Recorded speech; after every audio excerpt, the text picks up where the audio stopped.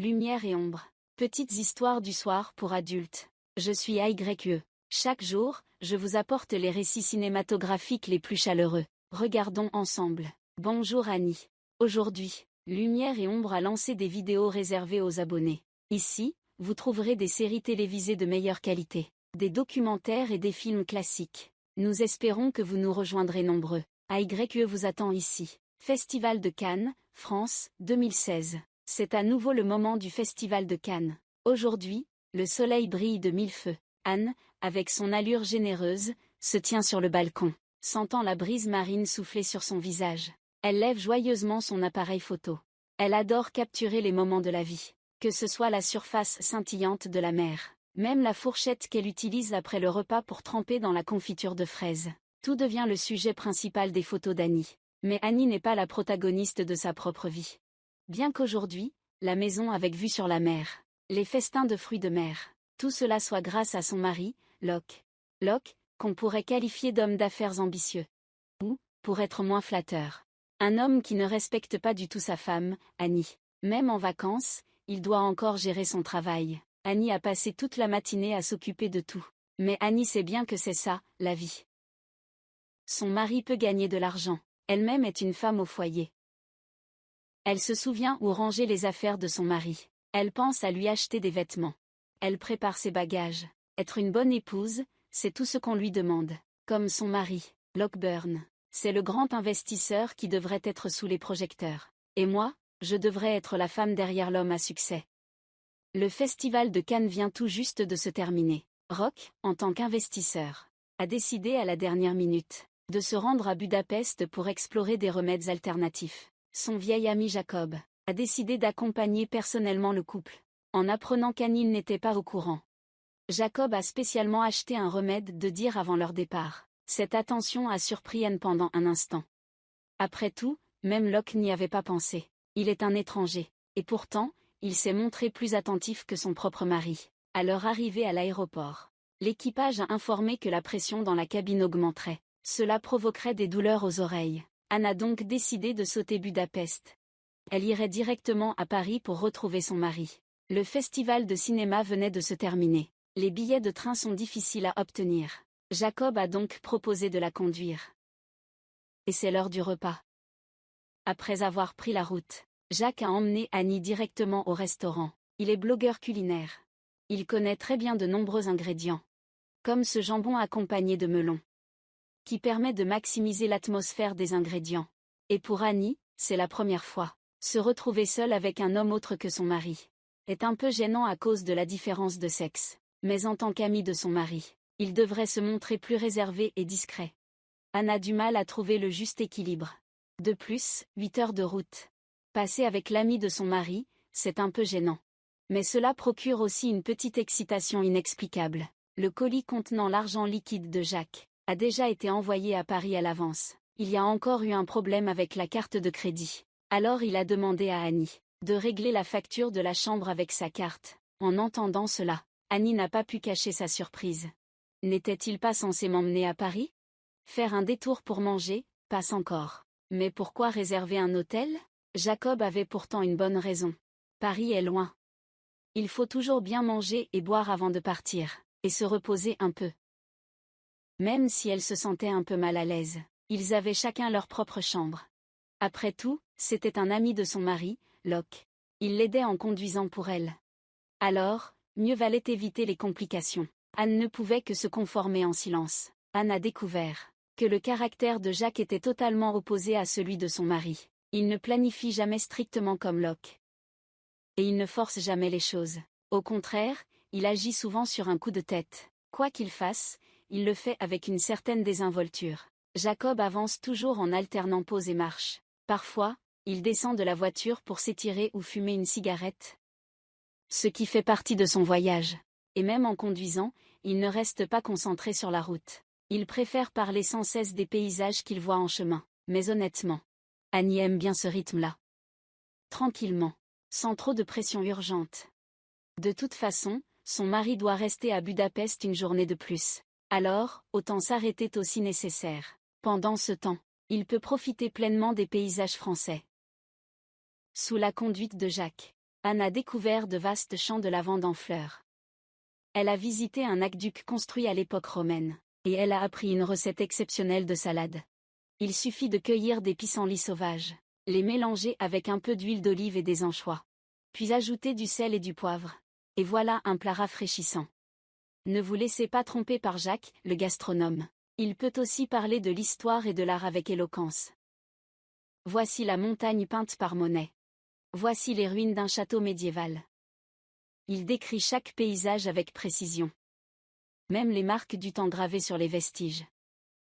Tout semble soudainement s'animer avec des histoires vivantes, sans même s'en rendre compte. Le soleil a discrètement commencé à absorber la lumière. Les remparts anciens sous le coucher du soleil sont baignés d'une douce lumière dorée. La lumière est parfaite. Face au soleil, Jacques incline légèrement la tête. Ses lèvres esquissent un léger sourire. Anne détourne doucement son regard. Vu comme ça, il est plutôt séduisant. Anne leva instinctivement son appareil photo. Elle immortalisa cet instant pour l'éternité. En un clin d'œil, la nuit était tombée. Anne s'installa dans l'hôtel réservé à l'avance par accord. Elle n'avait pas encore rangé ses affaires, que son mari l'appela pour lui demander où se trouvait le paquet contenant les antidouleurs. Après qu'Anne lui eut répondu, il raccrocha précipitamment. Elle écouta le bip monotone du combiné. La colère d'Annie monta soudainement en elle. Les comparaisons sont odieuses.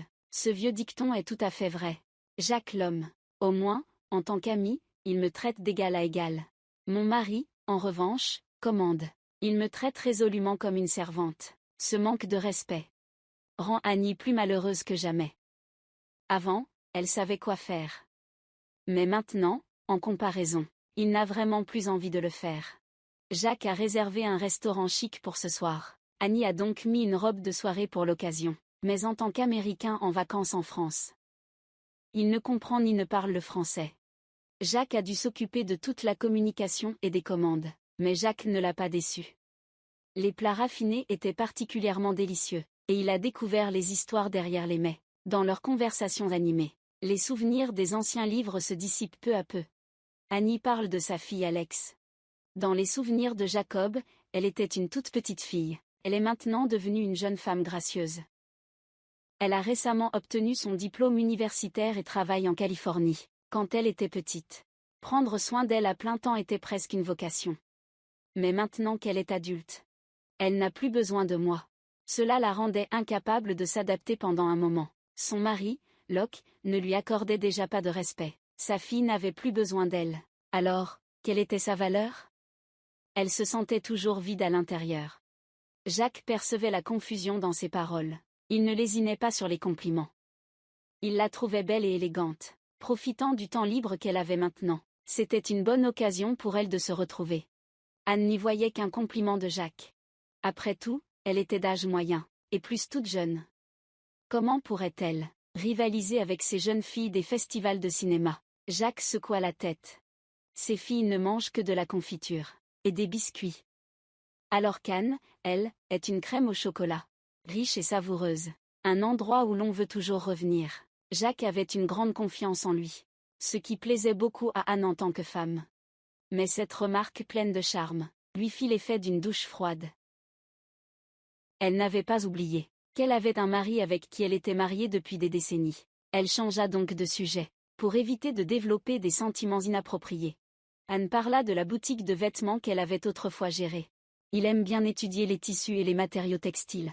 Et le bracelet au poignet de Jacques avait une matière qui semblait très intéressante. C'était clairement un élastique pour cheveux utilisé par une femme. Anne avait une intention simple. Elle voulait rappeler à Jacques de ne pas oublier leurs rôles respectifs et les personnes autour d'eux. Jacques a pourtant expliqué que cela venait d'un chef cuisinier, et non d'une petite amie. Puis il a délibérément mentionné l'appel de Rock ce matin-là.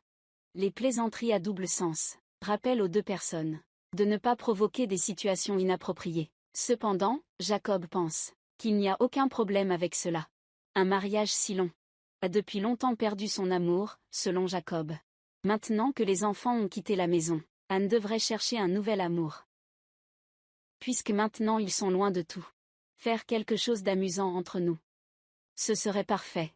Cela reflète aussi la vision de l'amour de Jacob. Il ne nie pas que l'on doit être fidèle à sa famille. C'est vrai. Mais il ne faut pas non plus nier la passion naturelle, inhérente à l'être humain. C'est-à-dire le sexe. Donc le sexe peut être séparé des sentiments. Se découvrir soi-même n'est pas impossible. Annie a de nouveau refusé les avances de Jacob. Oui, entre elle et Locke. Il y a eu des moments difficiles. Mais ils ont fini par les surmonter. Après tout, la vie n'est jamais comme dans les séries télévisées. Toujours pleine de drames et de conflits. La routine après 7 ans de mariage est peut-être la norme du mariage. Jacob ne s'en est pas offusqué. Il a délibérément mentionné quelque chose que Locke avait fait auparavant, lors d'une fête à laquelle Locke avait assisté. Il avait offert sa montre Rolex en or rose à une actrice plutôt séduisante. Annie, qui avait toujours gardé une attitude élégante, sentit soudain la colère monter en elle. Parce que cette montre était le cadeau d'anniversaire qu'elle avait offert à Locke. Plus tard, il lui a dit qu'il avait accidentellement perdu cette montre. Il l'a finalement utilisée pour flirter avec une autre femme. Ce que j'ai offert, c'est de l'amour pour mon mari, un symbole de l'amour qui t'accompagne vers plus de succès. Et toi, qu'as-tu fait? Tu l'as donné directement à une jeune fille dont tu ne connais même pas le nom.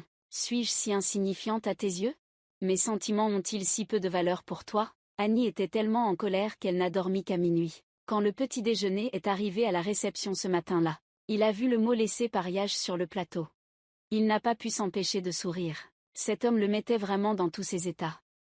Il se demandait s'il préférait le chocolat chaud ou le café. Alors, il a décidé de faire livrer les deux par le service d'étage, pour qu'il puisse choisir une tasse de chocolat chaud réconfortant à avaler. Les contrariétés accumulées la veille semblaient s'être dissipées.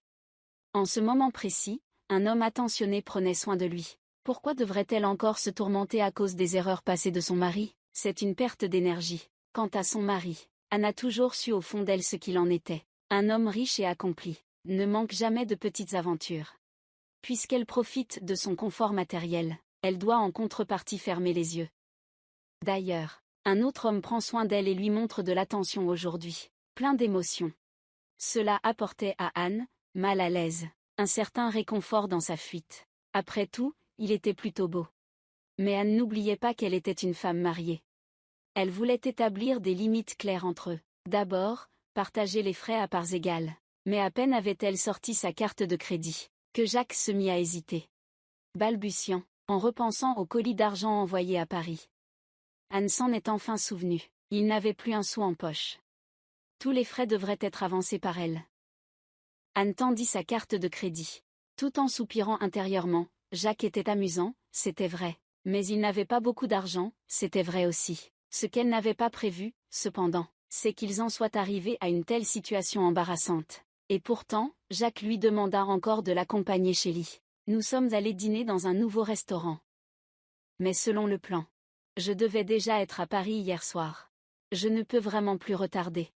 Jacques a souri et m'a dit de monter en voiture. Paris est juste là. Il ne va pas s'enfuir. Pourquoi être si pressé?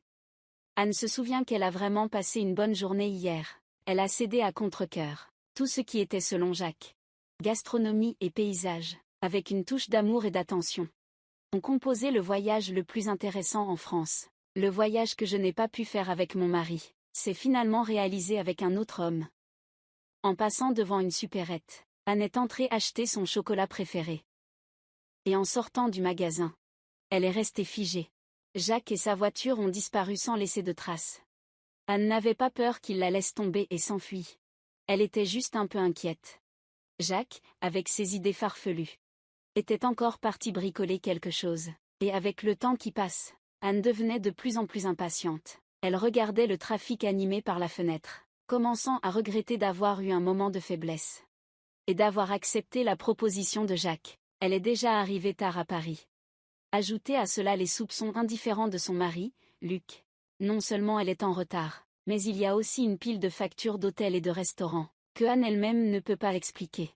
Si vous n'aviez rien à cacher, vous auriez dû arriver à Paris bien plus tôt en voiture, non? Alors, que signifient ces factures d'hôtels et de restaurants? Une peur qu'elle ne pourra jamais dissiper envahit tout le corps d'Anne. Il savait que cette fois, peu importe comment il expliquait, il aurait du mal à se justifier. Annie, qui attendait avec impatience, a enfin vu Jacob arriver. Il était sur le point de se mettre en colère, Mais son regard a été capté par les roses éclatantes qui remplissaient l'arrière de la voiture. Les mots qu'il allait prononcer sont restés coincés dans sa gorge. Jacob s'était souvenu d'un ami vivant à proximité, dont le domaine était rempli de roses. Il avait fait un détour exprès pour en cueillir quelques-unes. Il a même, romantiquement mis la voiture en mode décapotable, pour que le vent transporte le parfum des fleurs jusqu'à Anne. En respirant l'odeur riche des roses, Anne sentit son cœur se libérer instantanément de la colère accumulée. Hier soir, elle avait juste mentionné qu'elle aimait les roses, et Jacques l'avait discrètement noté. Pour préparer cette surprise. Une relation aussi délicate, il n'avait jamais rien obtenu de Locke auparavant. Ainsi, Annie, accompagnée par le parfum des fleurs, reprit la route avec Jacob sous la brise estivale. Mais à peine la voiture s'engagea-t-elle sur un petit chemin qu'elle tomba en panne. Elle s'arrêta en plein milieu. L'endroit était éloigné de la ville. Tout autour, il n'y avait que des forêts verdoyantes à perte de vue. Sur des kilomètres à la ronde, il n'y avait aucune habitation en vue. Il ne savait absolument pas à qui demander de l'aide. La voiture en panne restait immobile. Anne piétinait de colère. Mais en tournant la tête, Jacob avait les yeux qui allaient lui sortir de la tête. Bon sang, moi je suis là à m'énerver comme un fou. Et toi, tu restes d'un calme olympien. Anne avait sous-estimé l'optimisme de Jacob, comme si aucune difficulté ne comptait pour lui. Car Jacob, sans qu'on sache d'où, sortit un morceau de tissu blanc, et le posa sur l'herbe au bord du chemin, prêt à commencer le pique-nique. Il sort le vin et les fruits qu'il a apportés de l'hôtel. Il a aussi cueilli des pois sauvages au bord du lac. Il invite Anne à s'asseoir et à savourer. Quant à la voiture, ne t'inquiète pas. Elle attendra patiemment que nous finissions de manger. Après ce geste de Jacob, Anne savoure le vin, sentant la brise légère de la forêt.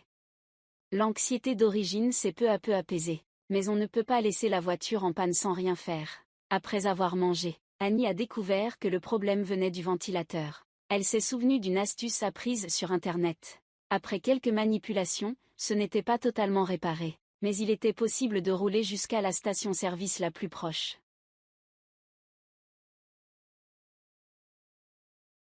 Cependant, la réparation de la voiture prendrait du temps. Il n'avait d'autre choix que de partager une seule voiture, et de s'asseoir dans l'habitacle fermé, en étendant les bras.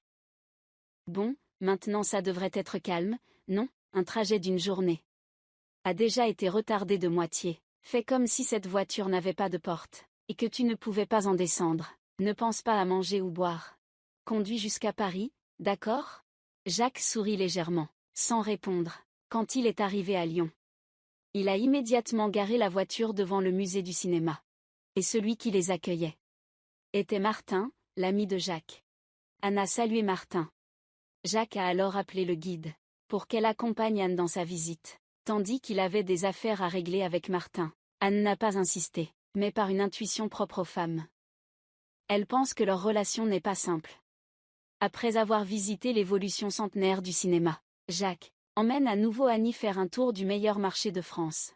Les produits ici sont variés et abondants, ce qui rend la visite fascinante. Il y a du jambon de qualité exceptionnelle, et une fromagerie vieille de plus de 200 ans. À l'heure du déjeuner, Martin les rejoint pour déjeuner ensemble. Anne pouvait voir qu'il y avait eu quelque chose entre lui et Jacob, quand ils parlaient de leurs expériences passées. Ils étaient inarrêtables, et elle ne pouvait pas placer un mot. Un mélange de sentiments complexes l'envahissait. Elle savait que Jacques voulait la courtiser, mais elle n'avait jamais accepté.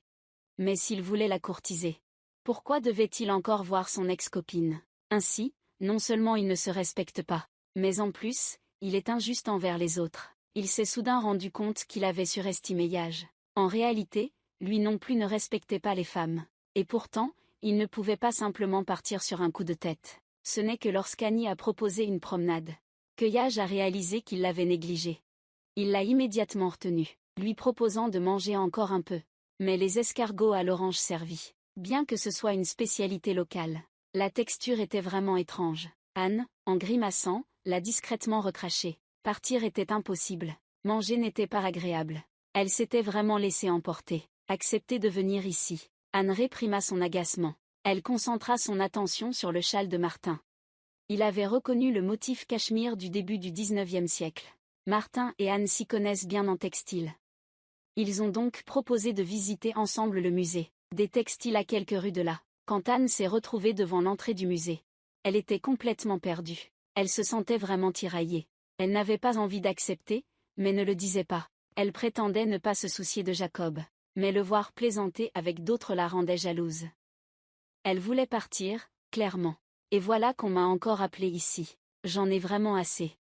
Je suis vraiment épuisée. Promets-moi, Yago. Le musée du textile sera notre dernière étape. Une fois la visite terminée, tu me conduis directement à Paris, d'accord? Mais dès qu'on entre dans le musée, Anne est fascinée par les motifs et les tissus exposés dans l'exposition. Attiré, il ne pouvait pas détourner les yeux. Heureusement qu'il a accepté de venir. Sinon, selon le plan convenu avec son mari, elle n'aurait jamais pu voir ces merveilles. Et toi, tu étais tout excité tout le long du trajet. Il a sorti son appareil photo et n'a cessé de prendre des clichés, sans remarquer les panneaux interdisant de photographier. Finalement, c'est Jacob qui a pris les devants pour discuter et récupérer l'appareil auprès du personnel. Avant de quitter le musée, Martin a spécifiquement conseillé à Anne de ne pas se précipiter pour retourner à Paris, en disant que le voyage réserverait sûrement plus de choses intéressantes à découvrir pour elle. Anne a simplement souri poliment, en se demandant ce qu'il y avait de si intéressant à découvrir. Elle en avait assez vu des paysages le long du chemin. Si elle ne se rendait pas bientôt à Paris, Roch pourrait mal interpréter sa relation avec Jacques, et imaginer des choses. Pendant une pause en voiture, Yago a remarqué que dans le pendentif d'Annie, il y avait une photo de bébé. Serait-ce sa fille Alex? Quand elle était petite, ses grands yeux ronds étaient plutôt mignons. Après la pause, la voiture a enfin pu repartir. En regardant la route devant elle, Annie a pris une décision. Cette fois, pas question de flâner, on doit aller directement à Paris. Mais dès que le panneau indiquant l'abbaye de Vézelay apparaît dans son champ de vision, ses yeux s'illuminent instantanément. Flâner ou pas flâner? C'est quand même l'abbaye de Vézelay. C'est ici que Richard Cœur de Lion a lancé la 3e croisade. Il insiste pour aller la visiter. Chaque brique ici, et chaque colonne de pierre, porte en elle une histoire lourde de sens. Anne marche parmi elles, ressentant une solennité et une immersion inexplicables. Mais lorsqu'elle aperçoit la statue de la Vierge tenant un enfant, les larmes montent à ses yeux sans qu'elle ne s'en rende compte. Anne allume une bougie devant la statue de la Vierge. Dans la lumière vacillante de la flamme, ses larmes brillent encore plus intensément. En fait, avant la naissance de leur fille, il avait déjà eu un fils, qui s'appelait David. David est né avec de graves problèmes cardiaques.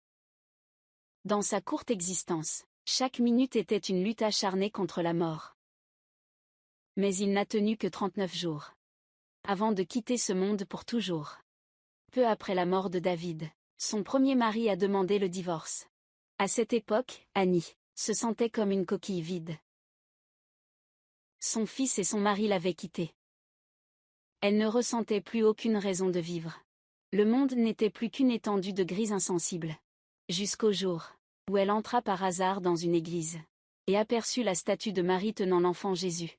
La compassion et la tendresse mêlées sur ce visage lui apportèrent une délivrance instantanée. Et la photo dans le pendentif autour de son cou est précisément celle de l'endroit. Il fait cela, premièrement pour se souvenir de ce petit bonhomme parti précipitamment. Deuxièmement pour se rappeler constamment à quel point la vie est fragile, et combien il est difficile de vivre. Et combien cela vaut la peine d'être chéri. Jacob laisse apparaître une expression de tristesse au bon moment, et selon lui, il n'y a rien qu'un bon repas ne puisse résoudre. En tant qu'habitué des lieux, Jacques a encore emmené Anne dans un restaurant atypique à Vézelay. Ainsi, leur arrivée à Paris a été naturellement retardée. Pendant l'attente, Anne a voulu appeler son mari, Laurent, pour le prévenir, mais elle n'a pas réussi à le joindre. La boîte vocale est encore pleine. Inutile de dire que cette personne est sûrement encore occupée par le travail, et tu ne peux pas t'empêcher de ressentir de la jalousie. Tu pensais que ce retard sur la route aurait sûrement été mal interprété et aurait provoqué la colère de ton mari. Mais en fait, il n'a même pas remarqué. Et moi, je n'ai rien fait du tout. Mais je me sentais coupable et voulais appeler pour expliquer. Annie était sans voix.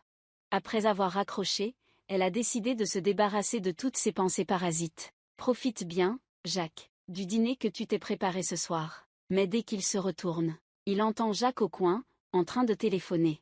Son ton est plein d'urgence. Il presse sans cesse l'autre de faire un virement rapidement, disant qu'il n'a plus d'argent. Et tu te réveilles soudainement. Oui, ce Jacques, en apparence si brillant, vit en réalité dans un bâtiment. Il est évident qu'un homme ne peut pas être parfait.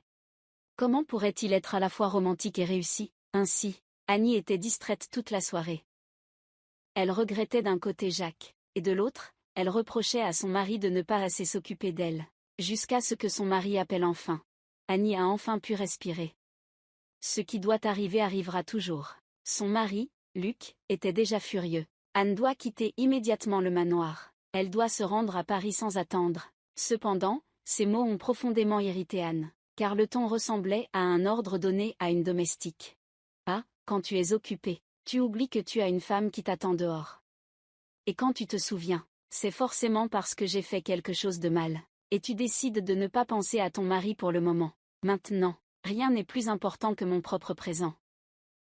Jacob a remarqué qu'il prenait des photos tout au long du chemin. Il a demandé à les voir.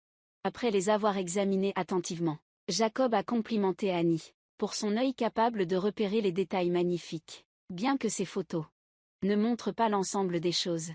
Elles lui permettent d'imaginer une image complète, bien qu'Annie sache qu'il pourrait simplement être en train de la flatter. Mais les mots ne sont pas exagérés. Chaque phrase touche son cœur.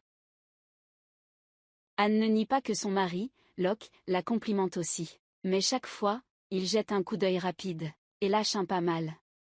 Puis retourne à son travail. Seul Jacques prend vraiment ses œuvres au sérieux. La considère comme une photographe, et donne des critiques modérées mais sincères. Mais maintenant, le temps s'est trop étiré. Le soir, Locke a encore appelé pour réclamer. Alors, même s'il faut voyager toute la nuit, Jacques doit absolument le ramener à son appartement parisien. En repensant au temps passé ensemble, ils partageaient les mêmes intérêts, ils s'appréciaient mutuellement, tous deux passionnés d'histoire et d'art, portant chacun des blessures difficiles à exprimer, et tous deux nostalgiques de ces moments similaires. Des fragments ordinaires mais précieux du quotidien. Mais la destination est atteinte, même s'il est rempli de regrets. Il doit dire au revoir. Annie évite le baiser de Jacques. Elle se retourne et entre rapidement dans l'appartement. Il ouvre la boîte vocale sur la table, remplie de messages pressants de son mari. Il ne s'attendait pas à ce qu'en son absence, il ne puisse même pas assortir une paire de chaussettes. Il secoua la tête en signe de désapprobation envers Annie. Le rire n'était pas encore éteint, que la sonnette retentit soudainement. Il ouvrit la porte, et la silhouette de Jacques apparut. Il tenait dans ses mains ses roses préférées. Alors, quand Jacques posa les fleurs, les sentiments débordants des deux ne purent plus être contenus. Mais une fois l'instant de passion passé, la raison revient dans l'esprit d'Anne. Elle sait très bien que ce mariage luxueux et confortable est à la fois un terreau fertile et une cage qui l'emprisonne. S'écarter parfois du chemin tracé lui permettrait peut-être de respirer, mais cela pourrait n'être au final qu'une simple excitation passagère. L'amour, au bout du compte, il faut toujours revenir aux réalités de la vie quotidienne, comme les fleurs les plus éclatantes finissent par se faner.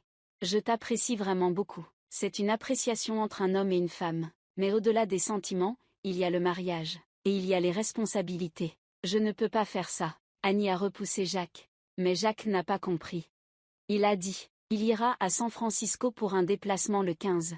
À ce moment-là, il réservera un bon restaurant, si Annie accepte de venir. Après le dîner, ils iront se promener ensemble sur la plage.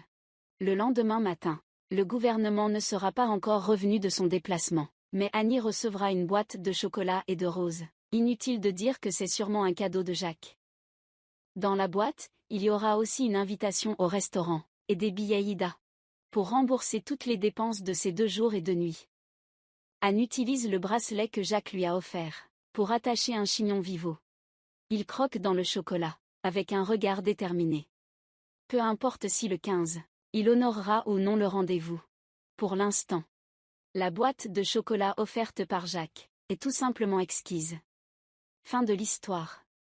Oh, au fait, si vous avez aimé l'histoire racontée par AYE, n'oubliez pas de cliquer sur le bouton d'abonnement en bas à droite, pour que nous puissions nous accompagner chaque soir, dans l'univers de Lumière 23. Bonjour Anne est un film dramatique américain de 2016. Anne est une femme qui a besoin d'attention.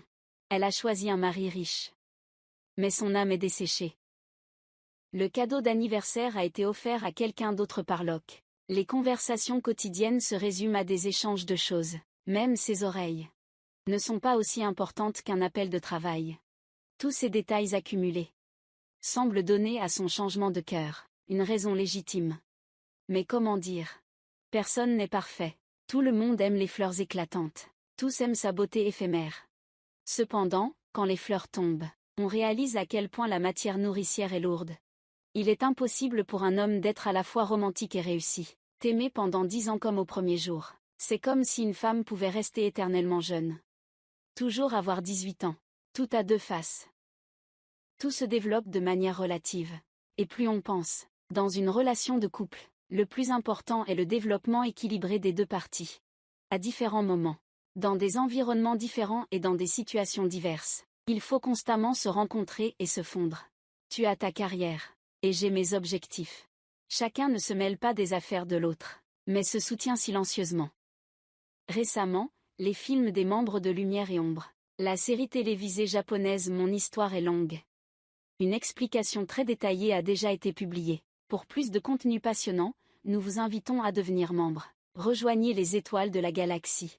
Ici.